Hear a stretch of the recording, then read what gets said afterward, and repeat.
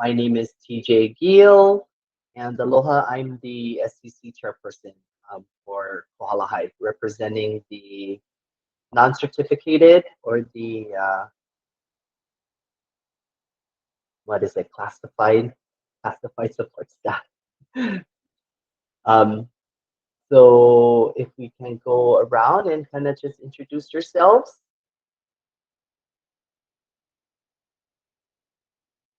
Stop at the top corner, Miss Swan. I'm Brenda Swan. I am the secretary. And Miss Thornton. Hi, I'm Miss Tasia Thornton. I'm a current math teacher and SAC. Thank you, Mr. Paget. Ross Paget, community member. Sorry, I'm just getting home, so I'm gonna jump on my computer right after this. Thanks, Rod. Principal Stafford. Amy Stafford, principal. Michaela.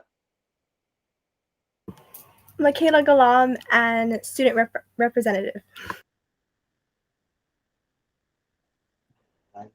Miss Williams.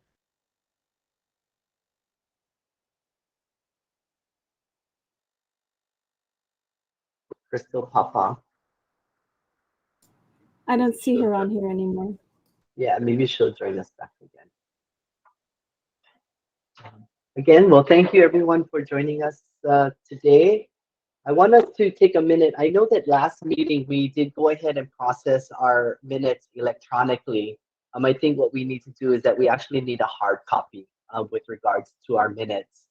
So if you look at the agenda, in our agenda, we had the minutes that was attached. So if you could take a minute to review, and then we'll go ahead and approve the minutes.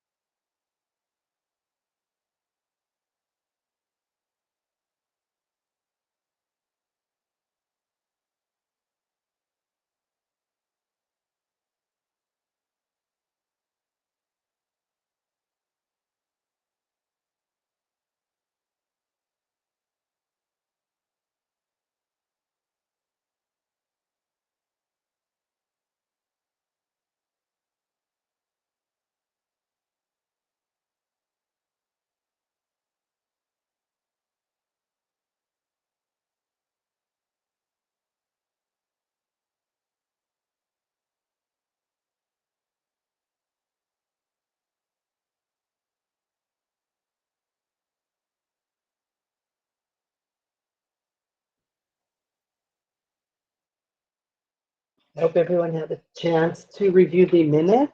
I need a motion for approval of our November minutes. I motion to approve. Thank you, Ms. Thornton. This has been moved for approval of our November minutes. Is there a second?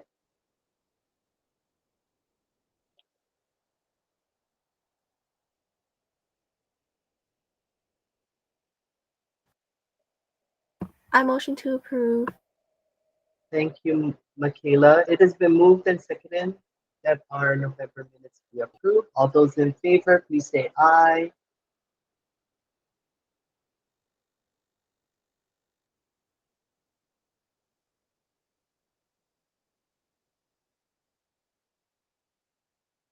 All those opposed, please say nay.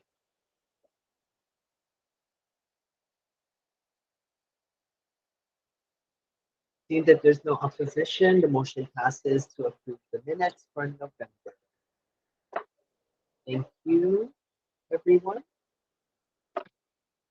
Miss Williams is trying to get back onto our call right now. It actually logged her off and she's trying to get back on, but it's not allowing her to get back on. I'm wondering because maybe we're recording.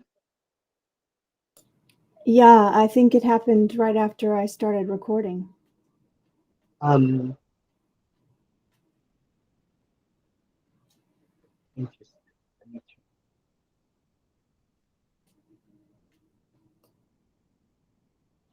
try. Okay, if she can get back on, she can get back on. We're gonna go ahead and move forward. I'm gonna turn the meeting over now to Principal Stafford with the presentation and approval of the salary financial plan. Principal Stafford? Thanks, TJ. All right, so just kind of wrapping up some things from this first semester. So thank you for the approval of the minutes. We're going to talk about some potential salaried financial plan changes and some things that just came through today. I wanted to ask this group about a potential for us to put in for 2 waiver days based on some current staff conversations that we've had, as well as I'm not sure if we got any feedback on pros and cons of if we would start a little bit later. I know our students have expressed that if school started at 9, they would definitely be here on time. I'm not 100% sure about that, but I felt it would be worth it for us to go through some pros and cons because this is kind of our last meeting to talk about these things, see what this group thinks, take it to staff when we come back, and then put together some official proposals in January for approval because most of these things and decisions are due in February. So that's on here, as well as some changes that I just wanted to make people aware of that are happening in semester 2 or potentially happening, get some feedback. Michaela will have a student update for us and share some of the things they've been doing, and then just a reminder of winter break dates because we do come back in the middle of a week in January. So I actually had that. I need to put that first before the agenda because we go through that approval first. So just a quick review, because I know we've already had our Title I meeting, and I talked to you about the fact that because we're a Title I school, we have to do our comprehensive needs assessment. Our teachers spent 2 meetings going through our some of our data and our old CNA, and gave some feedback on kind of what are some strengths and what are some challenges so we can finalize that and submit it. So just a reminder that we do have to take that dive into the data. It's a requirement for Title I schools and for us to receive that federal funding. And then the CNA actually drives the financial plan as well as the academic plans. We're kind of going through those quickly, just some highlights on all of those things. So the CNA helps identify those strengths and needs that we should be focusing on, which helps us determine the personnel that we need to meet those needs, as well as then what does that academic plan to help us look like to move the school forward. And those are all state requirements. So I just put some quick highlights from the CNA and from some of the discussions that came out from our teachers. Just for some demographic data, we do currently have 267 students. 70 of them are freshmen, 63 are sophomores, 65 juniors, and 65 seniors. 32 of those students are enrolled in special education, 19 are ELL, and we have a little over 50% that qualify for free and reduced lunch. I will say that to preserve funding, we decided not to become a CEP school.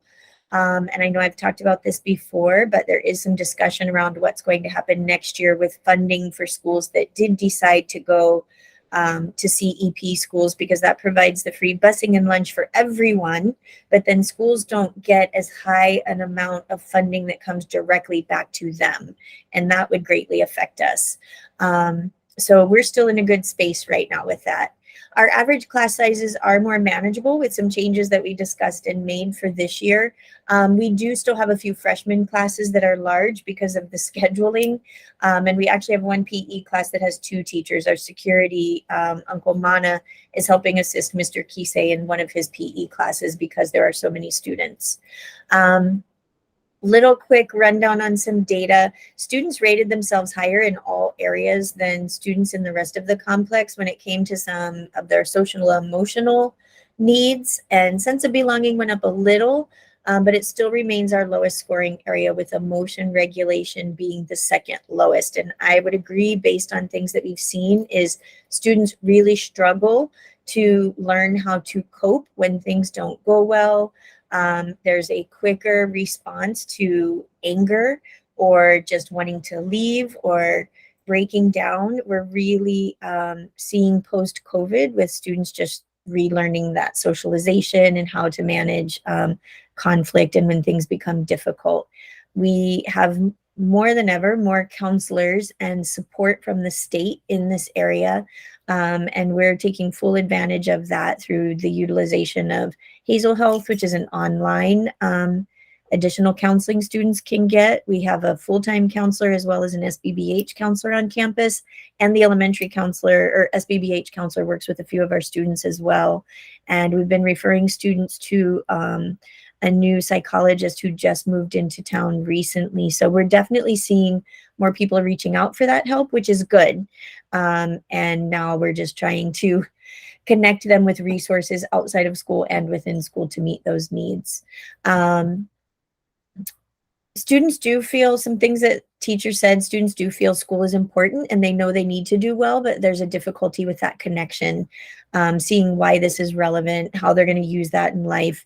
A lot of them don't feel that what they're learning now, they're going to remember a year from now, because there's just that disconnect still. And they have for many years recognized and felt that teachers really know their stuff, they know their content, but again, there's a disconnect on how that information is being shared to students with that relevancy. So we're continuing to work on that moving forward. We are continuing work on becoming an academy school, and also have an increased focus this year on differentiation and what we're doing at that classroom level to help meet student needs. We have qualified, and I think I shared this last month, as a targeted school for intervention, which means we will get more support from the state, which is a good thing, but our 19 EL students are not showing the growth that they should be showing. And we're receiving some additional strategies that we can use with our EL students, but all of these strategies are just good classroom tier 1 strategies to help meet the needs of learners who are maybe below level, and how we get them access to that grade level content and help fill in some of those pukas to catch them up. So second semester, we will be having some people come to the school 3 times during semester 2 to provide some additional support for us in that area, because we're qualified as a targeted school. And this CNA includes our new mission and vision that I know we reviewed a few months ago in this group as well. So we're continuing our areas of focus with that increase in that academic rigor and relevancy, student engagement, still getting our students ready for college or career for when they leave us, having those skills to problem solve and communicate well, as well as through the PLC process and doing a lot of collaboration within our departments, just really focusing on individual student growth, having that differentiation in place, maybe doing small groups to meet student needs. So in identifying, based on data, some of those needs, then that moves us to the salaried financial plan. And I think I mentioned last month that we had put in for some reserve funds for 2 full-time teacher positions to support our culinary line, which is really growing and is a solid program that Ms. Figs has developed. We just had 10 people from Oahu here today to see that program. And it's also a part of our academy structure, even though it's not one of our main pathways, working with the natural resources. So I just found out right before this meeting, we were approved for those 2 teacher positions, which means that $131,000 and some odd dollars does not have to come out of our own plan money that we were awarded. This is additional 2 positions that will not have to come out of that pile of money. So we are going to be using that to purchase a full-time teacher position for our culinary line, as well as to maintain that 4th math support teacher that we put in for last year as well. So with having this additional money, that definitely helps, and that leaves us more money in our salaried financial plan. So we are now down to a decision of, do we try to get a VP again, and do we buy that position again? It is a large sum of money. None of the schools up in Kohala have VPs right now. They've taken routes to bring in additional teacher positions or counselor positions to try and support at that school level. Right now, with selling our VP position, we added an attendance clerk. We added increased a 0.5 custodial position to a full-time custodial position. We bought a second security person. And this year we also, with some funding, we have Mrs. Patel is going to become our curriculum coordinator next semester. So we'll be looking for another ELA teacher. These are all ways that we tried to provide school-wide support. I know that with the improvement of some systems, I think there are some ways that we could manage with, get some conversations we've had as a staff are just getting on board with what we're really tight about and being together on certain things to be able to move the school forward all in the same direction. So we are looking again now that this money's been approved, and I apologize that I don't have the exact numbers, but I'm looking at if we do purchase that VP again, we would definitely need to go back to 1 security person to make up some of that money to be able to afford that position again.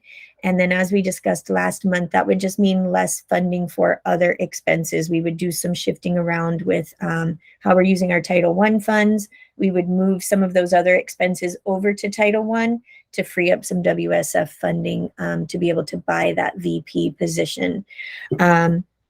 It's definitely something that, when I'm out, teachers have to take on that role to be teacher in charge, because right now, and we'll talk about this a little bit later, we don't have another educational officer with our athletic director position being posted again. So this is what I'm looking at with seeing if financially we can make that work with making things move around and at least post that VP position again and see if we can get a qualified applicant. All across the state, but especially in West Hawaii, there are several principals that have had to go without VPs just because there are no applicants out there. Few people were lucky to get the few that trickled in from the mainland, but we're not looking to just fill the position. We're looking to fill the position with the right person. Otherwise, that is a lot of money that is not giving us the bang for our buck that we need for our school and our community. So we can do like we have done in the past, which is post it, try to fill it. And if it doesn't happen, redistribute that money in other ways and have that backup plan in place. So that's something that I'll be sharing with the staff through email, just around that decision, because of just finding out today. I apologize for the timing. I did not have that backup, all of those numbers in place in that backup plan as to if we got that funding, what that would mean. I was kind of planning for if we didn't, the priority was always at the classroom level with having the teachers that we needed and the support staff. So right now, that would be the only position that we would be looking to pull away, as well as that's with our WSF funds. In our salaried financial plan, we also need to eliminate one of our SPED positions. We are currently in a deficit for special education. We're going to be able to make some of that up this year. But our numbers, we just did our child count for special education this week as well. And we went from 39 students that qualify to 32. And that's a significant amount of money. And with us already being in deficit, that does mean that we are going to be cutting one of our inclusion teacher positions right now, because that has the least impact on the classroom level. And so we currently have 5 teachers that are emergency hires, or they are set to be tenured next year. And so they're unassigned for next year. And so for us, that is 5 positions that will be posted right now for next school year. So that's one of our social studies lines. We're going to have 2 ELA positions that are posted unless we get someone who's already tenured into Mrs. Patel's position, but it's not looking like that's going to happen. We're still trying for a second list. So right now we will probably be starting semester 2 with a sub teacher. We're also going to be posting our life skills position and then our Spanish and EL coordinator position.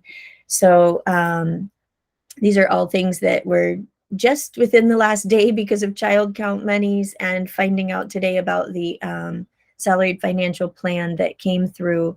So teachers are aware. The teachers that this does affect are aware if they're going to be tenured or if they're an emergency hire, or if we're not able to buy that position back. So we're going to be moving forward with that, and hopefully we will be able to post the VP position again, because I know that that's something that will help free me up to be able to support teachers better and be able to manage behaviors and have better consistency on campus. So I'll be working on that tonight, emailing teachers, and then we'll finalize all of that information for you at the next meeting in January. But before I move to how this affects our academic plan and get some suggestions on the academic plan, which is what we are leading up to, are there any questions about, right now we're just looking at our salaried financial plan and what positions we can afford when it comes to our staff that are salaried.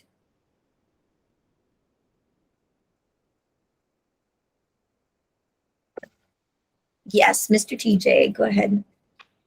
Being that, you said that we sold the VP position and then it gave Ms. Patel the opportunity to become curriculum coordinator. Did we not have a curricular coordinator before? So Jessica actually had 2 open periods in her line where she could do curriculum coordinator work during period 4 and period 6. But it's difficult. We see the same thing with our part-time tech coordinator. And I think it probably works a little bit better right now for Connor with his EL coordinator position, because he has Miss Van Zant helping with some of the paperwork and he's able to get into the classes during that time. But without having a VP, there are a lot of things school-wide, system-wise that VPs would do that a curriculum coordinator can meet that need.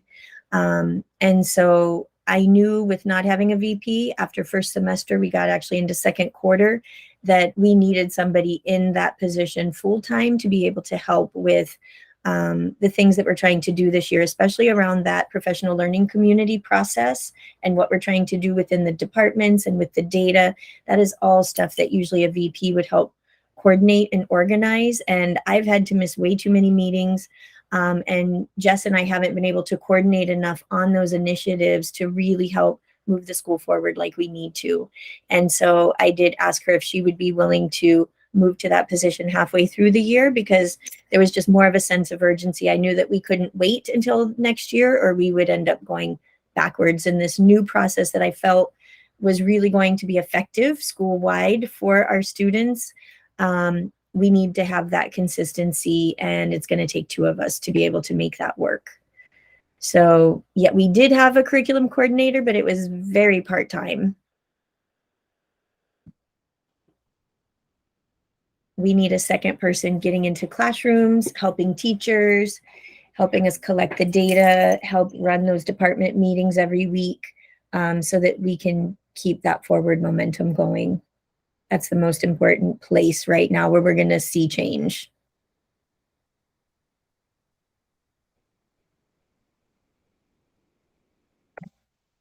Yes, Ross.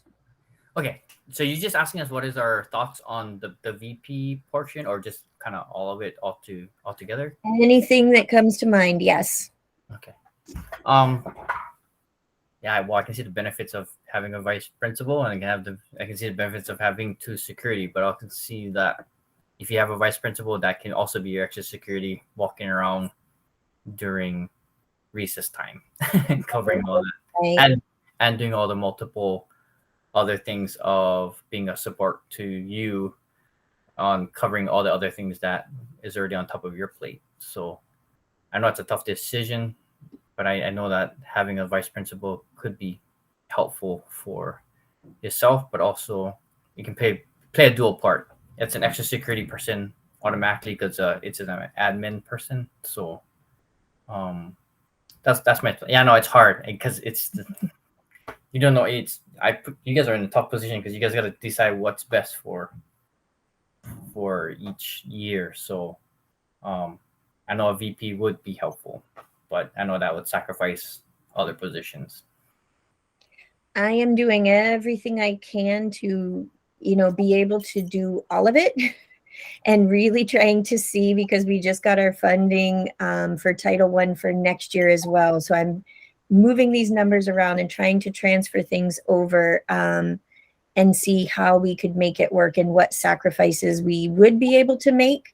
I think I talked at the last meeting that, teachers the last few years have been able, because we haven't been able to travel, they've had a lot more money in classroom supply money. There've been GoFundMes that the state has helped provide additional supplies, and that might be an area where we can back off a little bit. We've been able to purchase technology over the last few years for that same reason. Students have one-to-one devices. We would be able to move forward without having to spend a lot of money on technology right now too. So I'm really trying to piece together all of these things that just came out this week and see how we can move things around, because the staff have been pretty clear that we need a VP. They know that I'm just not able to be as consistent and on top of things as I would like to be, because there's only so many hours in the day. And if, ideally we'd have that classroom level would be set. There'd be a lot of preventative measures in place. We'd have two security walking around that can also help us be preventive, so that there would not be a lot of behaviors that we're worrying about. But as we're coming out of COVID, it's almost like we need more people to take care of everything and to get some things in place. And then once we have more things in place school-wide, we'd be able to potentially back down a little bit on the extra supports that we need. But right now, we really are needing that. And I know teachers would like to have a VP where if they are having a problem in the class, the VP can come down there and is going to be more available than I am usually to be able to help problem solve with that right away and be able to, navigate meetings between teachers and students before they come back. All of these pieces that do take more time, and my time is definitely limited when I'm here. So I'm doing everything I can to at least have that as an option going into next year without affecting any of the extra positions that we were able to put in place this year because of selling that VP position. And definitely this reserve funding makes a huge difference and helps, because we're able to secure 2 of those positions and it doesn't come out of our WSF pot. One more thing, Amy. So let's just say you put in that VP position. I know sometimes it's hard to fill the VP position. Does that mean that you can give it back so that you could hire other people to cover for that school year? Correct. So if we weren't able to fill that position, then we can sell it back and get most of our money back, depending on the time frame, and then repurpose that money to other areas, whether it's personnel or other things that we see would be helpful for our students and for the programs that we're trying to run here on campus. Okay.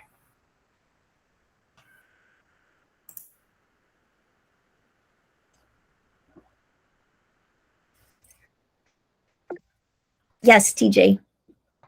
I just, like with Mrs. Patel doing the curriculum, I think it's so hard when you have a teacher doing 2 things, like Jess had to teach English and do curriculum. It's so much. I think it's so much easier and better when you have someone just doing one thing.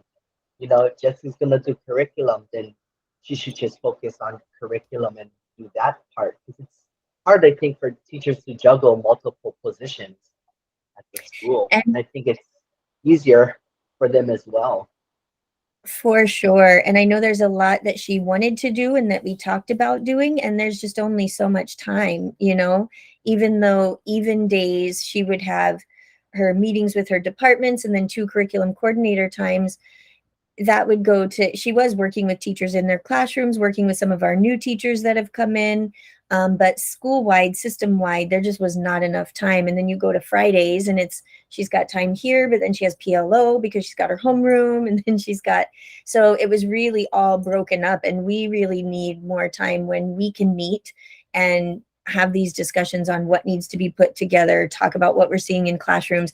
I really see this position being able to have a big impact on that classroom level, because there'll be 2 of us to divide and conquer. We'll be able to prep better for staff meetings and leadership meetings, so that we're making the most out of the time that we have when we are with staff and teachers for trainings and getting everybody on the same page. And that can have a huge impact in a very short period of time with moving us forward. So this will be a really good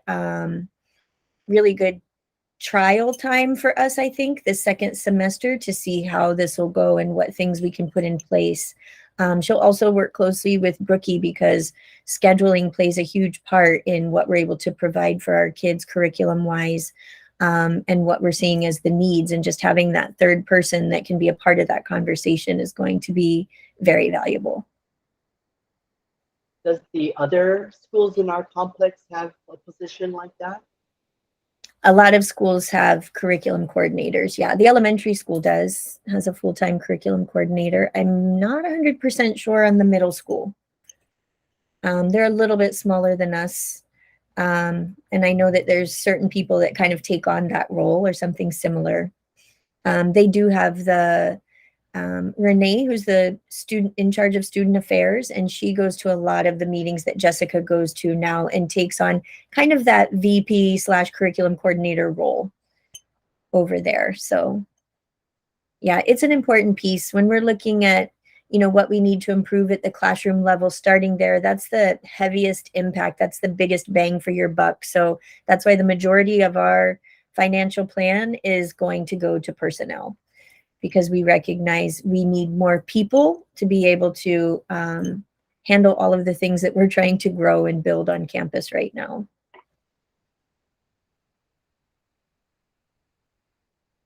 We have, I feel, the right people, the dedicated people. We've just got to work on, that consistency across the departments and the classrooms now, and all getting on the same page. And that's some of the last conversations we've had with teachers this week.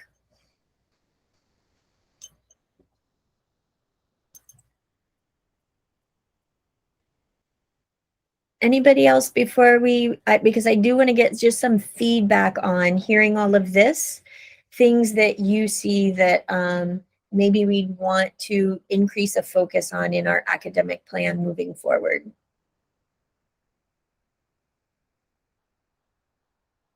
Okay. I was sitting here waiting for someone else to switch the presentation. Sorry. This is only the second meeting I've been doing it. So let me go back real quick. I want to go back to the bottom of the CNA, because this talks about where we're putting our focus. So academic rigor and relevancy when it comes to programs that we're offering at that classroom level. And that includes providing training for teachers around how to all be on the same page with how we're looking at data, strategies that we're using in the classroom. The programs that we have in place to have our kids ready for anything. The biggest thing is them being problem solvers, being able to persevere through problems. We're really putting a focus on learning, not just grades, but having more of a buy-in to what they're learning and why it's relevant moving forward. And then that professional learning community process is also a big part of the academic plan, so that we can increase our math and ELA scores, really looking at what are the kids' strengths and where are their challenges, and honing in on how we can expand and enrich what we're teaching them, and also how we can fill in those pukas for the kids that are below grade level and still need some of those basic foundations while we're trying to move them forward with the grade level content as well. Around this area also is social emotional learning. And we're really trying to be moving forward. That's something else I'm going to ask Jessica to help with, is being real clear on what social emotional learning is. And our second semester training that we have for all staff is around conscious discipline, and it's going to be with all 3 schools.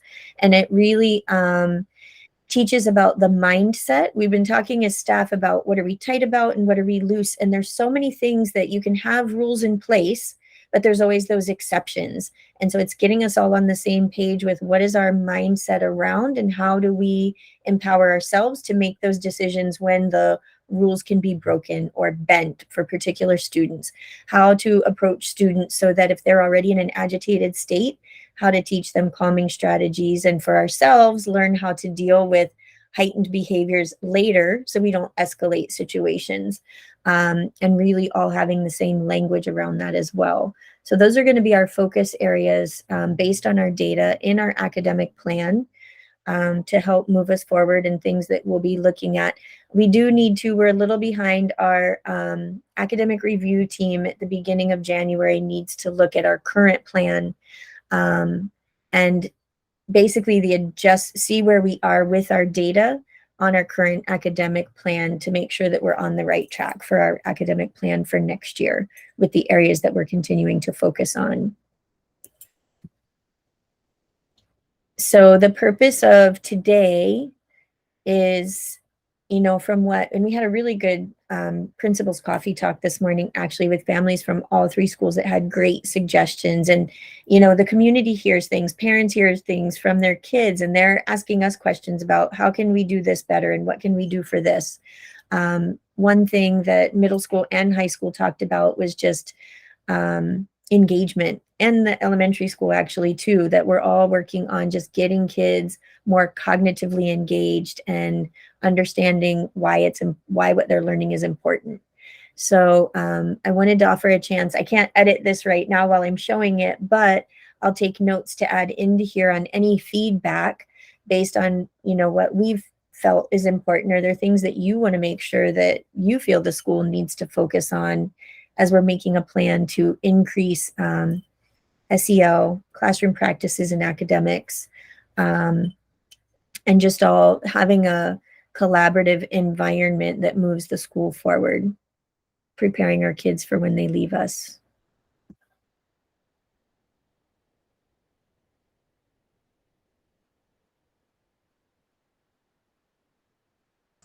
Or do you feel what we've focused on the last couple of years and kind of the direction we're going in, that we're headed in the right direction, or what we're focusing on is where the needs are? Sorry, I'm just curious. I'd like to actually hear from Michaela from a student perspective, if that's okay, Michaela, because I feel like you represent the student voice and can say a little bit to help us adults kind of see it from your perspective.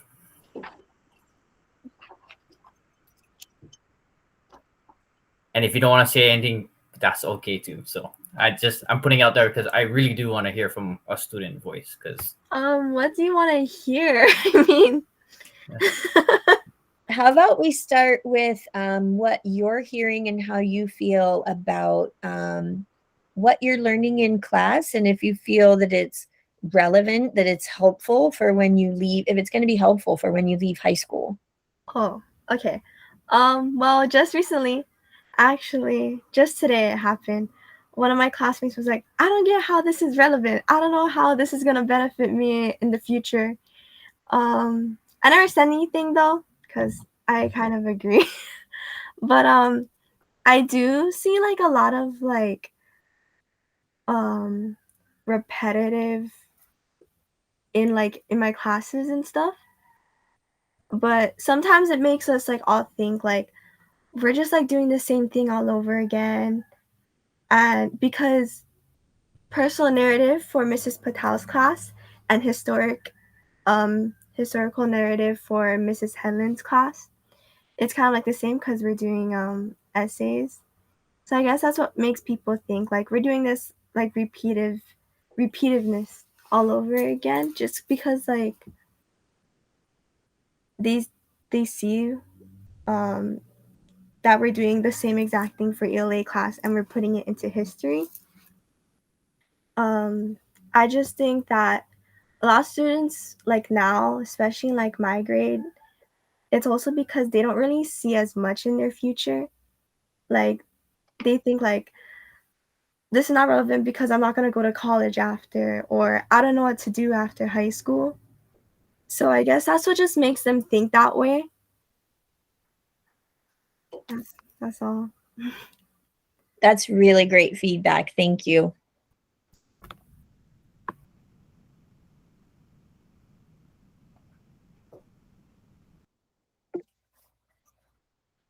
Yes, Mrs. Patel. So I don't even like know really where to start, like, but I remember being told like a few years ago that like the kids will see value in the things that we value. Um and so, you know, when we're looking at just the things that they're doing, it's hard to be like, okay, you guys were doing this and that's it, you know, and it's just kind of assigned as is, you know, or whatever. And it can be PTP or even like work within, you know, the classes and stuff like that. And I really feel like our school needs to put and decide kind of like where our values lie. So, and then really put like effort into making sure that we are spending that time, even if it's like, you know, a lot of time that we don't necessarily have, doing those things and explaining. And I was telling my kids today too, one of the things that I wish that we as a school would also do was like teach kids how to interact with adults.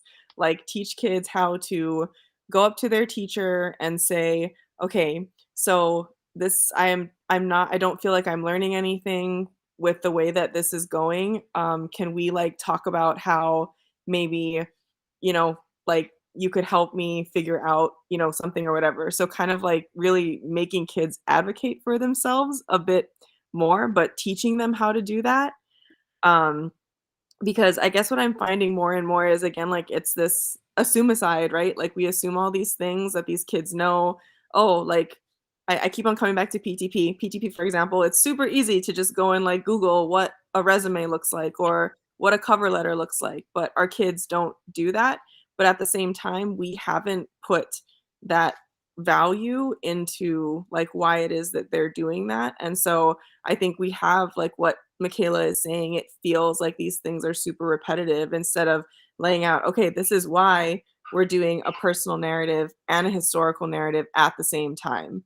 You know, these are the reasons why we're doing this and doing this. But I also feel like there's like kids are afraid to ask why, like they're afraid to be, you know, ask teachers, why is it that we're doing this? And so I don't know, like I do know that teachers need a lot of work and a lot of help too. But I just keep on thinking like our kids are only with us 4 years and then they're out there and then that's it. And so it's becoming much more practical. Even like we as an ELA department are like, oh, I think we need to focus a lot more on technical writing, you know, like because when are the kids ever going to write like a narrative again? You know, they're only doing it to like get into college maybe, but I doubt that they'll do it again in their life.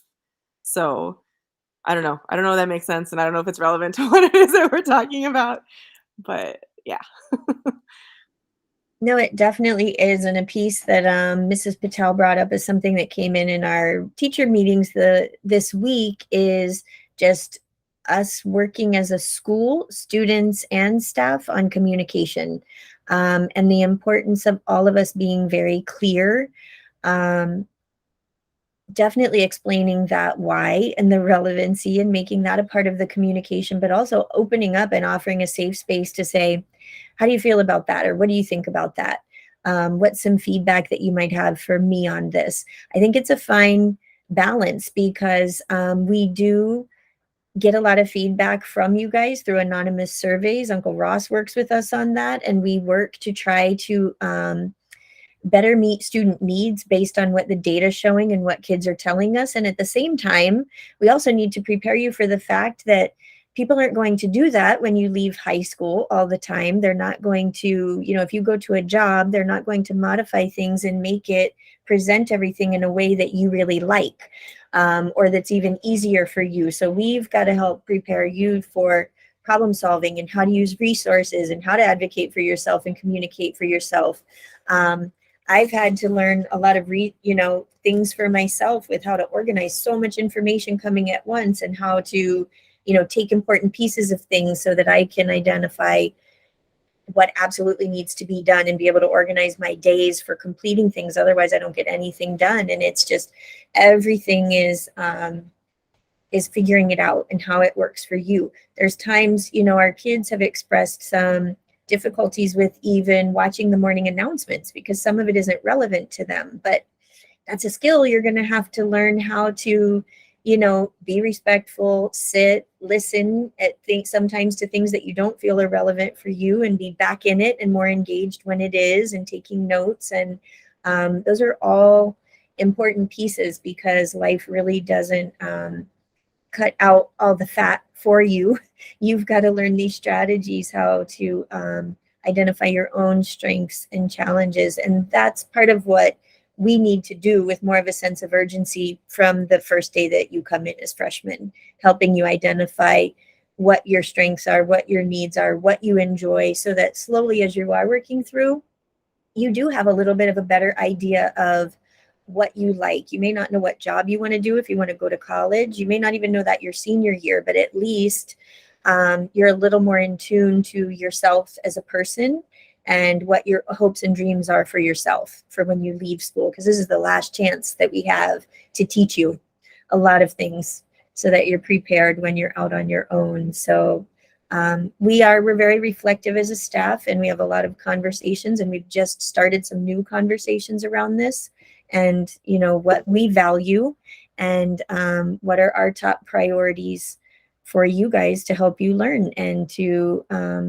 value your time here as well. Yes, Mrs. Thornton. Just thinking about like what Michaela said and what Mrs. Patap said, I'll close that. Because I do see the need for students to learn how to communicate with adults, or just how to advocate for themselves, even with their peers. And I was wondering if we have I'm new here, so we could have, I have no idea, but do we have a speech class or anything like that that really focuses students on verbal communication and solidifying an evidence-based argument while articulating that? Because I found myself not hearing, this is how it happened multiple times in the last 2 weeks, where I personally wasn't aware of a situation where a student needed my help, and it arose and just ended up blowing up into something significantly more just because one single question wasn't asked, and I just feel like there is a really strong need of students getting comfortable communicating verbally with each other and with their adults, and what is appropriate and how to do it respectfully. And that's such a needed skill in the workforce of being able to communicate with your boss and with your employers and your coworkers and whatnot. So I guess we do have a speech class. I saw some heads nodding. No. I think we were nodding because this is something that's come up before and that we're in agreement with, that our kids do need these skills. We have, through the ELA standards, I know this semester electives have really put a focus on oral presentations and speaking in front of others and in that type of way. But no, we don't have anything like speech or debate. It'd be great even if it could start as a club, because we have been trying to incorporate it into classes more and practicing it in classes. But no, we don't. Although we might have some space. We might have some space and some lines if we had the right people to offer that for some students, actually. Because I've been doing that on the side, Teja. Some students come up to me they're scared of the lashback if they speak to the adult. So sometimes it's just the side conversations I've been having. I said, okay, I'm going to teach you real quick how you can approach this in a respectful manner. You can copy me word for word if you want. But you can just kind of give them a quick 101 on how to approach it. And then some of them have taken advice and gone, and it's helped them. But I think it's twofold. One, they're afraid of the lashback because they go to the adult and then they get lashed back, then they don't want to say anything else anymore. And then the other thing that you said was, you know, they don't know how to approach, so they're still trying to figure that out on their own. But yeah, it's been, I've been told by students, I'm just afraid of getting lashed back for reaching out to talking to the adult, and then previous times I got yelled back at, and so they don't want to say anything else after. Before I call on Jessica, I will say something that we're seeing with that lashback is some of that is perceived lashback. Our students are, and I'm not saying that it doesn't happen or that it hasn't happened at all, but some of our students really struggle with any type of feedback. They see all feedback as criticism, and really struggle to hear things that maybe aren't easy to hear. And I think sometimes there's an assumption that if they ask, that the answer will definitely be yes, instead of being open to that conversation. That's a whole nother piece. And definitely relationship building is something that we've talked about this week with teachers and some of these newer conversations as we're looking at school climate and building a school culture. Go ahead, Mrs. Patel. I was just gonna say, like, maybe a suggestion could be, you know, like we have that half credit for PTP. Maybe they have to have a half credit of speech, you know, or something like that. And I really like the idea of blocking out time within the school year where everybody's doing it, you know, or like all classes are doing the same thing. Like, I know that we had discussed, you know, before about like elevator speeches. Like every student has to do an elevator speech at the start of the year and then one again at the end of the year in order to just get them used to being up there, having a specific format for, you know, for speaking. I know that there are a lot of private schools that do that, like that require, you know, speech and debate or something. Because our kids love to talk. It's just that when it becomes this like place of like you're up there, you know, and you're focused, even though they have no problems like just talking, you know, like in front of everybody anyways, but there's something about that focus, you know, that really freaks them out. And I think that's one of the most important skills that you could possibly have. Like I remember senior projects like a few years ago. I had this kid who was like barely passing my classes, barely. Like, and I'm just like, oh, I don't know what else to like do with you. And then I went to go see his senior project, and he spoke about like how he helped, you know, these little kids basketball.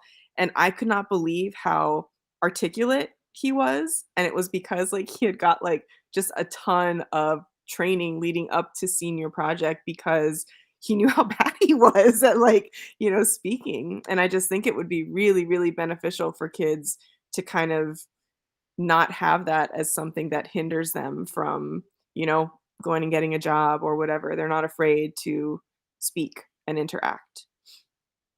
Yeah, and so like at the school that I went to, it was a mandatory requirement to take one semester of speech your 9th or 10th grade year and another semester your 11th or 12th grade year.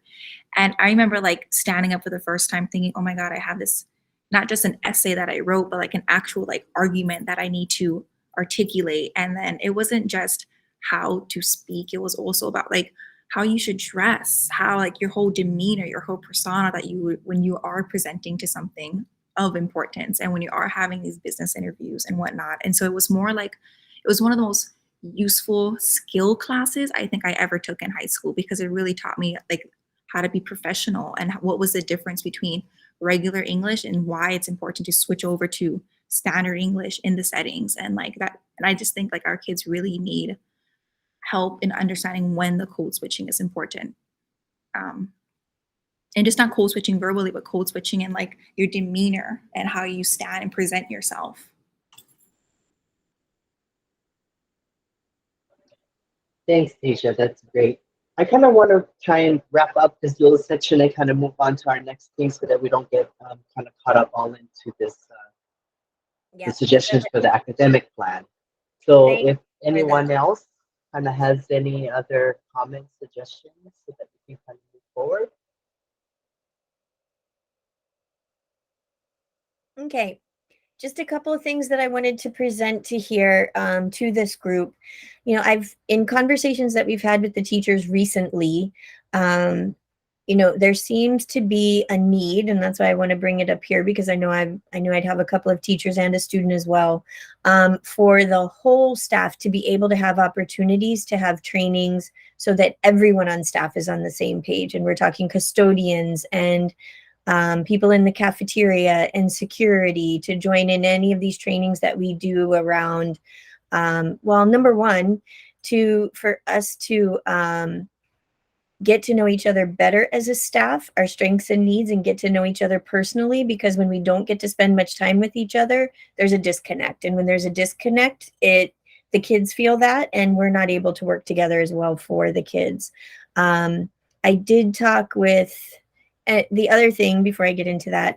The other thing is, you know, a lot of things that I'm reading about academy schools and about these schools that really are moving their students forward is that everybody is on the same page. And so students are hearing the same thing when they behave a certain way in the cafeteria, or when security or the custodians see them doing something in the hallways. They're hearing the same responses because everybody understands what the larger picture and goal is of the school when it comes to these types of things. So I wanted to propose, because I know we can ask for additional waiver days for training.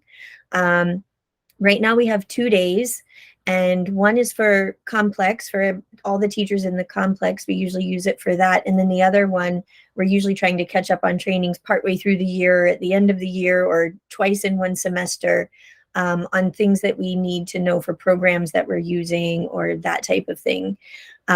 So if we were able to get one extra day a semester where students are not in school but teachers are, and all staff are required to come on those days, then we would be able to, I feel, bring the staff closer together and have everybody working together on the same page to help move the school and the students forward. So I wanted to put that out there. I did reach out to Principal Loyola to discuss the potential for being able to schedule those days at the same time, because I know that a lot of times our students are responsible for watching their siblings at the elementary school. And right now, when they've got parent conferences or days that the elementary students aren't in school, we do have some students that are absent because they are still in school. We don't have those same waiver days. So we would try to coordinate with them. And then I didn't get to talk with Miss Sanborn, but to see also if they did do some additional waiver days, if we could coordinate with them as well, whatever they decided to do. So I wanted to throw that out there here, because there's some other things we're getting feedback from staff on. So I just wanted to see what people thought here before I move forward with the staff and try to put together a formal proposal for approval in January.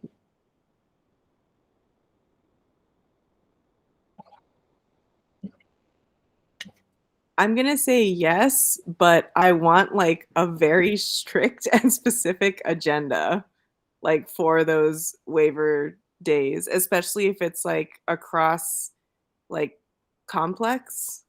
Oh, no, it wouldn't be complex. It would just be our school. So I was saying about the complex is that with the ones we already have, one of them's taken by complex training, and the other one is usually just, you know, stuff that we need to get trained on partway through the year or at the end of the year. So these would be just for our school, for our staff. But we are trying to coordinate with when elementary has different trainings or parent conferences or something like that. The agendas would be set with staff feedback as well, things that they feel would benefit the staff as a whole. Yes, Brenda Swan. As far as everybody being on the same page, I loved Principal Loyola's answer when that person asked her about COVID protocols and did she agree with them. She was like, it's not my position to agree or disagree. I'm representing the district, which I thought was a really concise way of saying this is the line we're on. This is what we do. Thank you for that. Yeah, I don't think families always realize things that are school level decisions and things that are just mandated by the state. I think sometimes they think that we decide whether or not we're wearing masks or, you know, if there's certain vaccinations that are required. Yeah, it was a good chance to clarify that.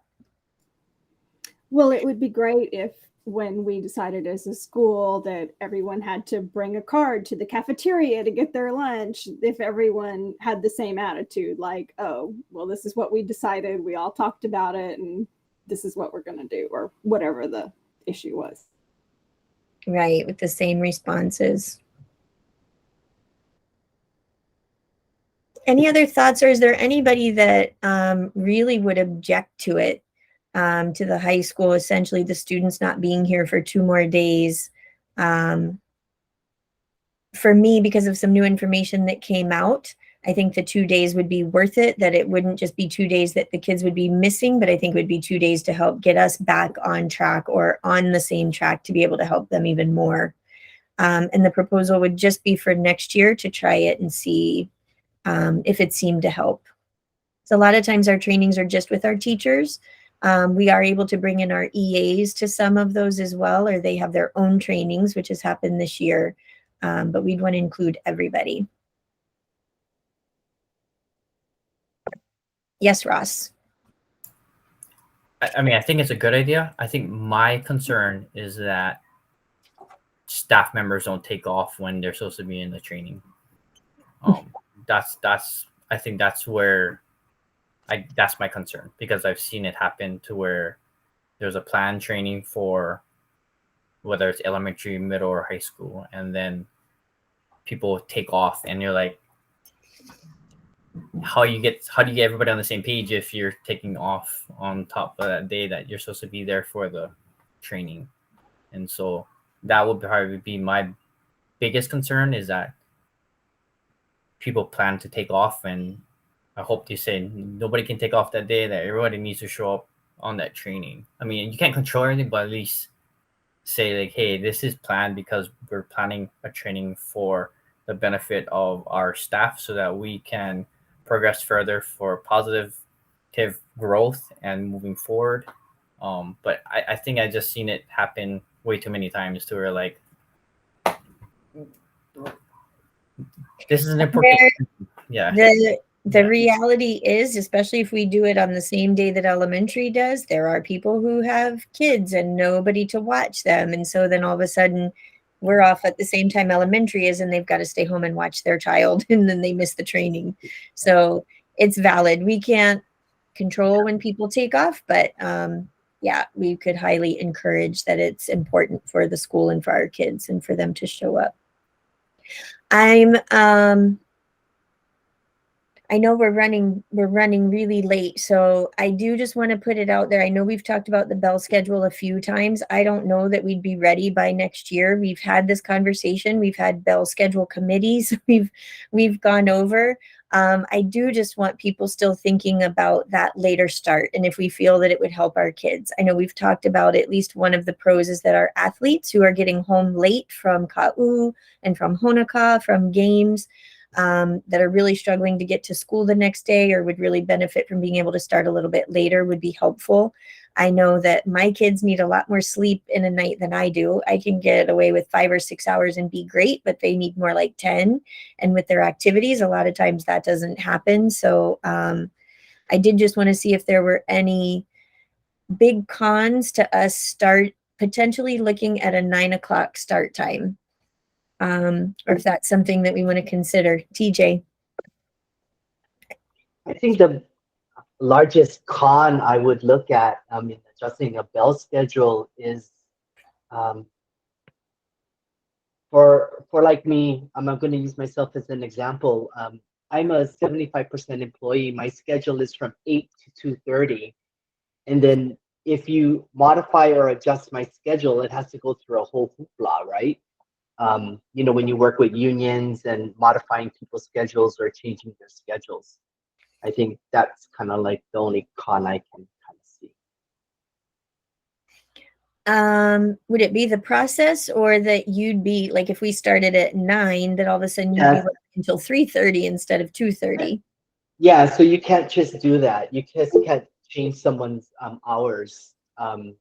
Like for me, like I said, my schedule's from 8 to 2:30. If you're gonna adjust that schedule, have me come earlier or later other than what my actual schedule is.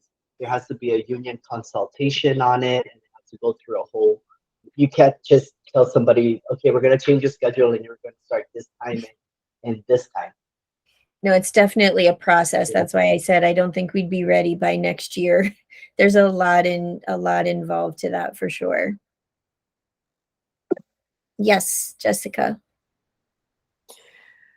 I was just gonna say that, like, if that is possible, like, could we put all of the meetings that we have after school at the start of the day, and then like do school regularly after like that? Because I don't know, like, it's one thing. I go back and forth because I am old school and I really just want the kids to just suck it up and get here on time, you know, and do all. But I don't know, like, I feel like science shows, right, that like kids do have a really hard time getting up that early in the morning and functioning that early. And so I'm definitely not opposed to like a later start, but I kind of wouldn't want like us to start later. Like, I don't want to stay, you know, like later than what we already have to do. Yes, we could definitely do that, and there's schools that already do. The students start later, but the teachers start at 8. And so that might be meeting time, it might be prep time. Certain days, like right now, what we have happening after school, we could flop and put before school instead. So that we weren't here till 5 o'clock every day. Ross. So as far as data goes, I'm tracking the traffic, and still continue to track it. And it's this second quarter, everyone's coming in late, the last 5 to 10 minutes and even after 8 o'clock. So you're having a lot of students late and some staff members late in this second quarter, because my average is between 93 and 97 cars between 7:30 and 7:45, and then from 7:46 until after 8 o'clock, it's 150 plus vehicles coming in. So this second quarter has been interesting. Like, everyone's coming in late. And I'm interested to know how many tardies are in this second quarter, because it's very different from the first quarter, as far as people coming in late. So if you need data, I'm tracking it every day basically. So I don't know. We'll see what the third quarter looks like. Maybe it has to do with the sun. I don't know. But I mean, like, I agree. Like, I'm with you. I'm here, and if I can be here, then you can be here too. Well, I've seen students pass me on my way up to school, no matter how early it is. They pass me going to their job now that they've graduated, and it's kids that never made it here before 9 o'clock, and they're heading down the mountain at 6:30, 6:45. So if we make it enticing enough, maybe if we build it, they might come. I appreciate the feedback. I'm checking into it, just what all is involved, so that we have a better idea of what we'd be getting into, and if we think it would be worth it, and if we do want to honor science and have them start later. But I know that's something that came out of your survey last year, Ross, so I wanted to make sure that we touched on it this year. I will go quickly through this. Just wanted to let you guys know that Ross and Melissa are in the middle of helping us put together. I've got to look at it. It's actually already been sent to me. Just a quick survey for staff and students to get feedback on whether or not they'd like to start eating in the cafeteria again. Actually, one of the questions that was presented to me via the Google form for the Kohala Complex Principals meeting this morning asked about that as well. And when I brought it up, I know there's some staff members that are like, yeah, can we now? Because COVID's not as much of a thing. Can we do that? So we just want to make sure students are aware that it would be one or the other. It cannot be both, that some are in the cafeteria and some are outside. There's many reasons involved in that, but we want to get some student feedback on that too. Michaela, do you have any comments on that before I move on? What do you think about eating in the cafeteria again? I don't really have anything to say about that, but I actually had someone who asked me a question if we're gonna actually open up the cafeteria to eat lunch in. Yeah, I think especially on windy days like today, people are probably wishing that that was the case. So yeah, we just want to make sure that we get students involved in that. It was an ask from the teachers. In second semester would make a lot of sense if we were going to make that change to do that. So we'll be getting that out for during homeroom next week if I can get on it and get that feedback to Uncle Ross. And then I just wanted to give the same update here that I gave at our meeting this morning, that our position for our athletic director has been posted internally, which means that sitting ADs, vice principals, or principals can apply for the job. And then if we don't get any applicants, or if we don't find someone who we feel is the right fit for the school in that process, it would be posted externally again. Unfortunately, it's a long process, and so it will probably be January before we even know if anybody applied and we can do any interviews. And then if they didn't, we would have to repost. So it would be February most likely before we were looking at doing interviews for anyone that would apply externally. So we're very, very thankful for Mr. Kisei, who's our assistant AD right now, who's kind of taken over all of the responsibilities and has really been a huge help during this time, and is going to be helping during winter break so that we're prepared and ready for spring sports. All right, and then student updates, and then just a reminder on winter break.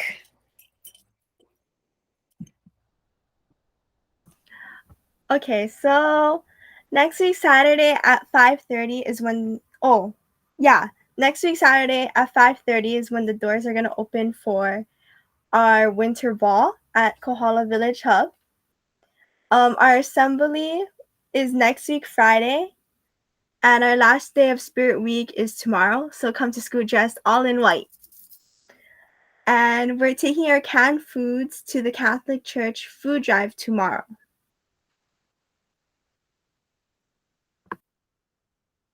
Oh, does anyone have questions?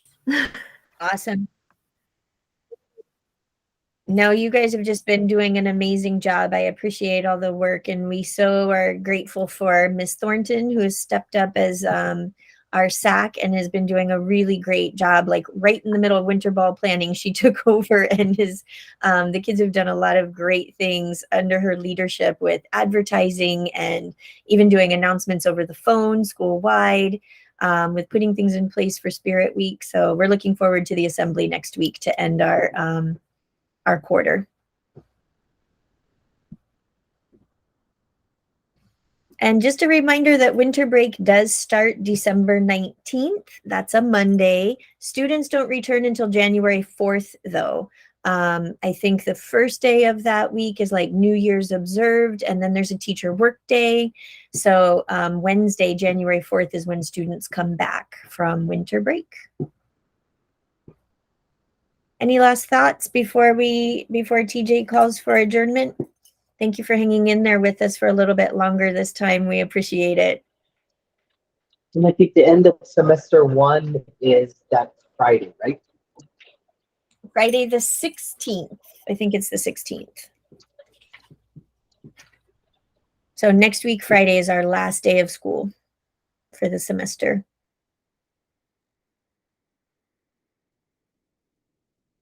And then our next, if I'm correct, second Thursday in January, the next SCC meeting would be January 12th.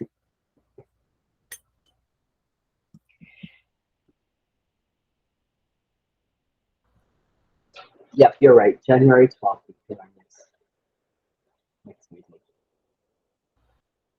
Thanks, everybody. TJ, you want to do your thing? Yeah, thank you everyone again for taking the time out of your day and joining us. Any announcements from everyone? Seeing that none, I need a motion for adjournment, please. Motion to adjourn. Thank you, Ms. Second. Powell. Thank you, Mr. Paget. Moved and seconded that our meeting be adjourned. All those in favor, say aye. All those opposed? Thanks, you guys. Have a great holiday season. Happy Bye, everyone. holidays. Bye, everybody. Thank you.